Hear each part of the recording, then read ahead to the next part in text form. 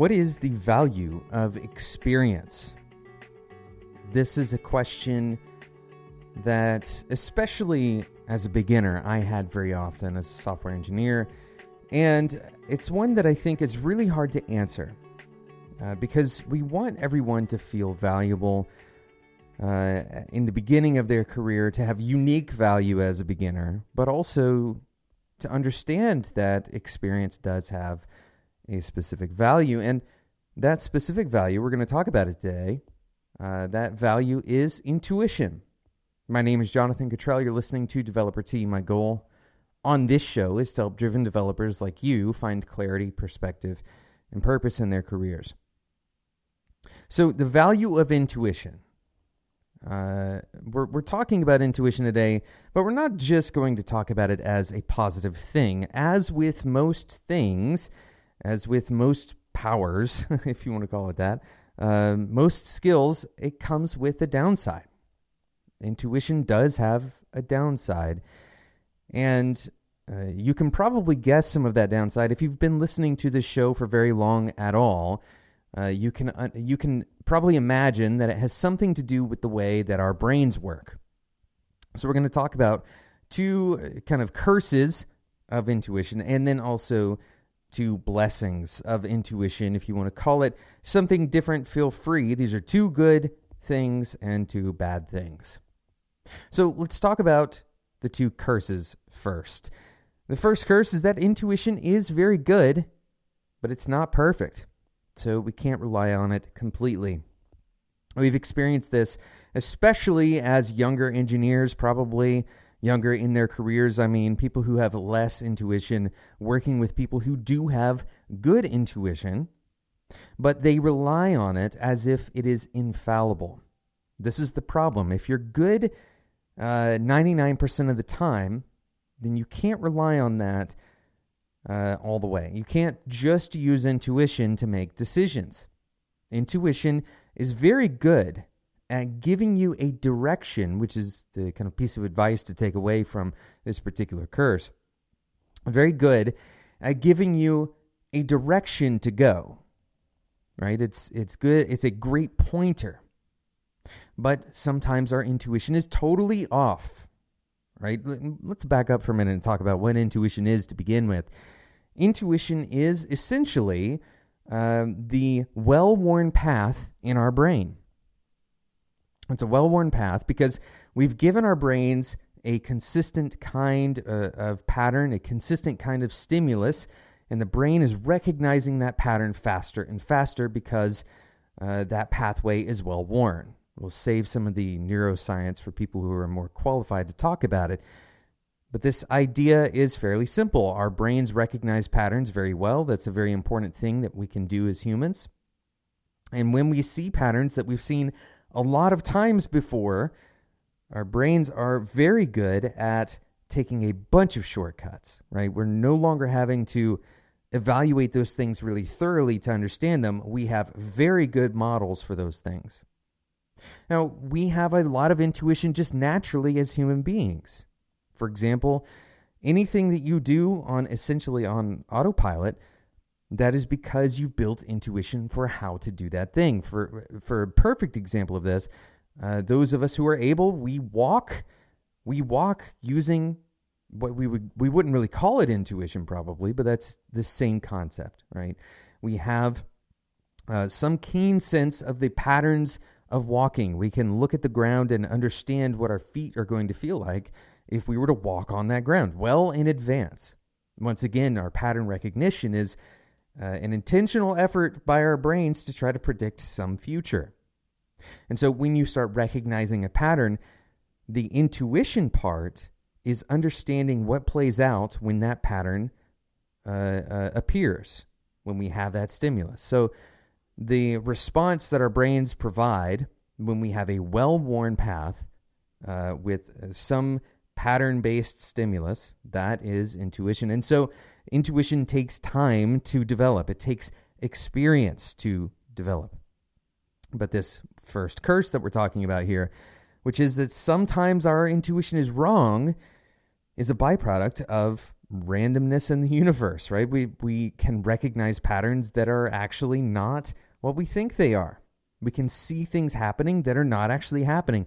Our brains, being very good at recognizing patterns, are not very good at recognizing when something is random. We're not very good at recognizing when there's a hole in the plot to our story, because we want to make things make sense. When things make sense, we tend to succeed. And so we try to make things make sense even when they don't. So our intuition is kind of biased towards kicking in more often than it should. Sometimes we use that intuition in situations where we should take a step back and say, no, I don't have a perfect picture of how this plays out. Okay, so that's curse number 1. We're actually going to switch back and forth between curse and blessing, so we are not all negative and then all positive.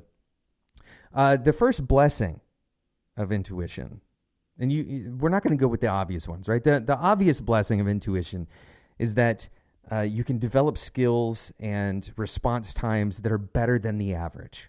Right? You can develop an easy way of responding to certain situations. Intuition is good at giving you kind of faster than normal reflexes, and that gives you the ability to build a higher level of skill in a given area. Okay, so that's the obvious one. We're not going to talk about that anymore. The blessing that I want to talk about is you have a better time traveling device than most people do about this particular subject. All right, time traveling is something we always do. We're trying to understand what's going to happen in 3 days, 3 weeks, 3 months, 3 years if we make a particular decision. If we see this pattern, we're trying to time travel based on the patterns that we see. Time traveling just in our minds, imagining what the future will be like, right? And in this particular case, we're not talking about traveling back in time. We're talking about traveling forward. Although you could make the exact same argument that you're very good at traveling back and identifying very similar instances because you have good intuition for how this pattern matches those, right? But because intuition is largely based on pattern recognition, you can usually recognize a bad path before other people can.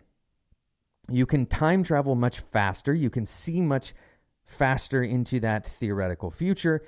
And you can have a better guess that, hey, you know what? If we go down that pathway that I'm recognizing this pattern of, I've done this 1,000 times, and 995 of those times, things went poorly. So I think we probably shouldn't do that, right?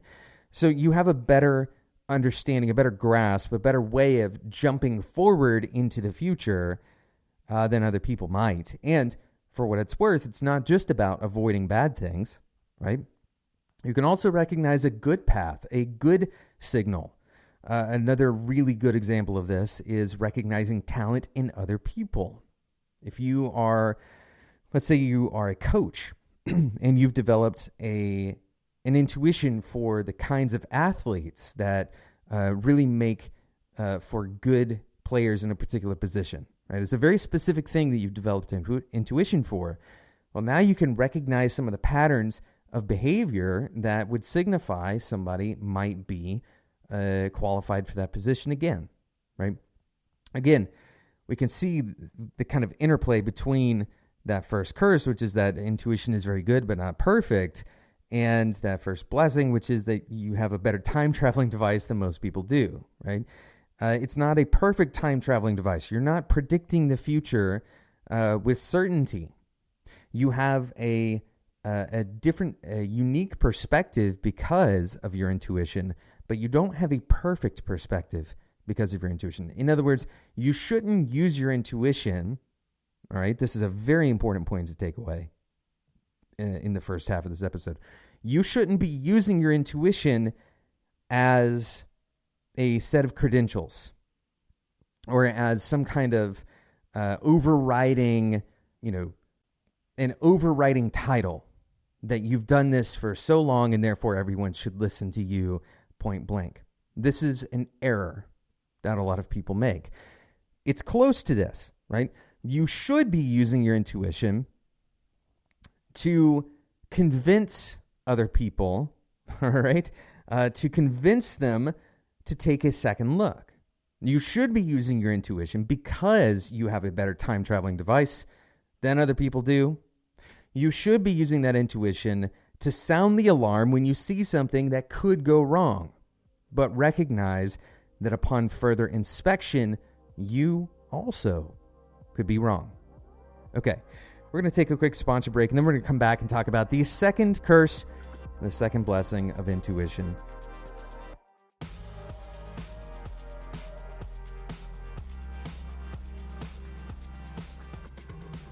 Today's episode is sponsored by Launch Darkly.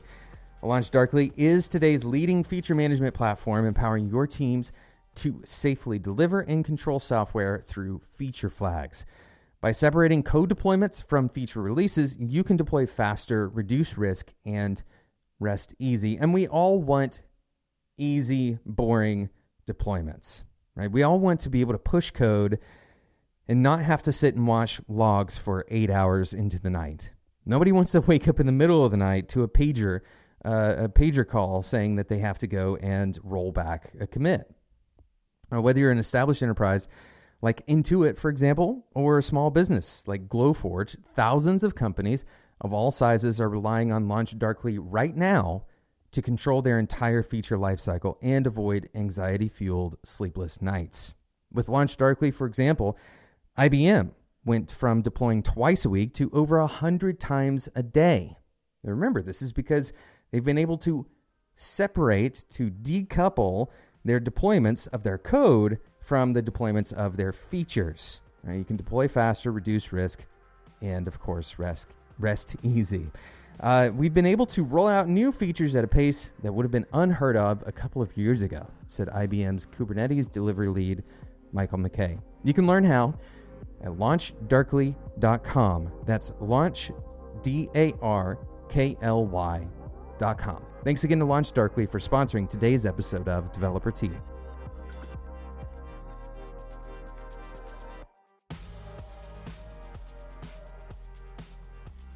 Okay, so we're talking about intuition.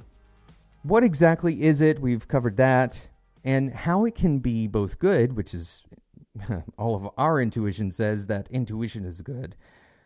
That's the natural kind of expectation that experience is going to give you a better basis to work from, and that's generally true, but there are ways that intuition can go bad. We're going to talk about a second one right now. Intuition that goes stale in some way is hard to change. Another way to think about intuition, because intuition kind of has a positive tone. If you think about that word, you probably have if you had to rate it on a scale of neutral, positive, or negative, especially before listening to this episode, you probably would have rated it as a positive thing. Intuition is a positive thing. Intuition that goes stale could be a negative thing. Another way to think about intuition, you might want to rename intuition when you hear it connected to this idea that intuition is a cognitive habit. A cognitive habit. What does that mean? It means that when your brain receives a particular stimuli, it will respond in this particular way. Some people who have not received that much stimuli like you have, some people who don't have the intuition that you have, may not have developed as strong of a cognitive habit as you have as well. And so, if that same pattern begins to mean something different, we've all experienced this. If something that you have experienced in the past happens again in the future, but it means something different based on the surroundings, based on your culture, based on the technology you're using, for whatever reason, that same stimulus that you previously responded to in a particular way, if it means something different, then your previous intuition becomes not a superpower, not a good thing. It becomes a hurdle. Why does it become a hurdle? Because it's hard to change that deeply ingrained pathway. It's hard to rewire all of that and change how your brain responds to stimuli when it's already gone into that autopilot mode. Intuition is a cognitive habit, and habits are hard to change So if your intuition has gone stale, if you're out of date for whatever reason, right? If something that you previously experienced as a stimulus to your brain, if you recognize a pattern and actually that pattern means something totally new, that intuition has gone stale, then you're going to have a much harder time updating that intuition, removing that habit, stopping it, or replacing that habit than somebody who is totally fresh and totally new. All right, this plays into something that is kind of a strength of being a beginner, and that is that you don't have a lot of the baggage or kind of preconceived mental models that a lot of the more experienced engineers have. And so you might be able to start, for example, at a higher abstraction layer and ignore some of the things that other developers may be bogged down by, because you're able to start at a higher abstraction layer. You don't really necessarily have to worry about all of the particulars underneath. Some of the things that we imagine because of our past experiences, we imagine we're supposed to worry about, but actually those things are taken care of by those abstraction layers. All right. So what is another good thing about intuition, though? Well, we've talked about the good and we've talked about the bad. We're going to talk about one more good thing, and that is that as you gain intuition, instead of spending all of your time and energy on that first layer of response, right? Whatever that first layer is, whatever that initial thing is that you've kind of put on autopilot, you can spend your time going to a second layer. What do I mean by this? Imagine the second order consequences of your behaviors, or the nuances, the differences, the variations. If you watch any kind of documentaries about chess, for example, you can study variations in chess, but only once you have the intuition for why those variations are significant, how those nuances matter. So intuition provides you the kind of stage or the foundation to work on variations and nuances. And this is where deep levels of skill and differentiation come into play. This is where you start getting into very small pools of people in terms of who is able to do what you are able to do. If you build your intuition in a particular area and then you develop nuanced understandings of different variations in that same area, you're going to have a high level of skill that is very hard to replicate and very hard to replace. So we talked about intuition today. I hope that you can see that intuition has a place in your career, but you also have to be careful with it because it can actually tie your hands in some ways. You have to understand both the drawbacks and the validity, the value of intuition as it relates to how you process information, how you process your role on a given team based on your experience levels. Thank you so much for listening to today's episode. Thank you again to Launch Darkly for sponsoring today's episode. If you want to learn more, head over to launchdarkly.com. That's launch, DARKLY.com. You can separate your features from your code and hopefully have a better night's sleep as a result. If you want to join the Discord community, the Developer T Discord community, you can send me a direct message on Twitter, twitter.com/developerT. You can also email me at developerT@gmail.com, and I will send you an invite to that Discord community. Thanks so much for listening, and until next time, enjoy your tea.